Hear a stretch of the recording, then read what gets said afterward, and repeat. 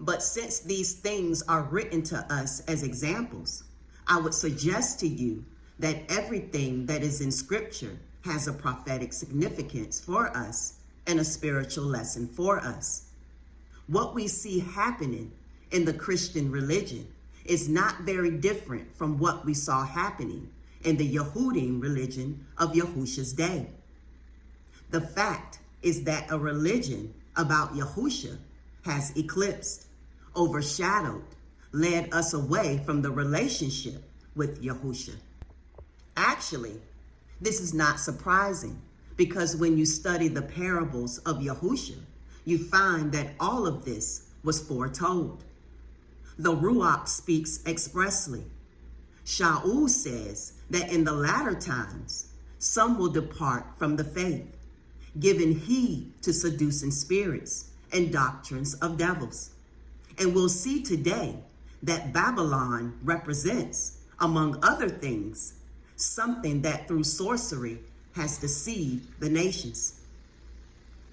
When we say nations, we need to understand what it means. It's not nations in a political sense. It's not nations in a geographic sense. When Scripture talks about nations, it means the people. It's deceived all the people of the world. So Babylon, by its sorcery, has deceived the people of this world. And I would say it has deceived many of Yahuwah's people as well. By the mere fact that Yahuwah has to call his people to come out of her, that proves that she has, through sorcery and seduction, deceived not only the world, but deceived many of Yahuwah's people. There is a literal fulfillment of this, I believe, in Yerushalayim, in Yehudaism, in Yasharal of old.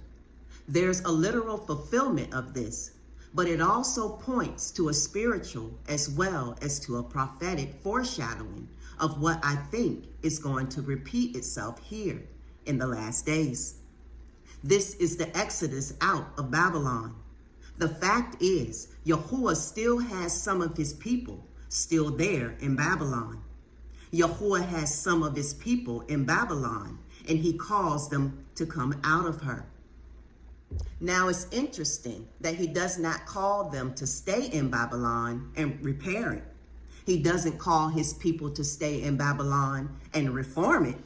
He does not call his people to stay in Babylon and pray for revival or hold meetings or say, you know, Babylon is not perfect, but this is the only thing that we have.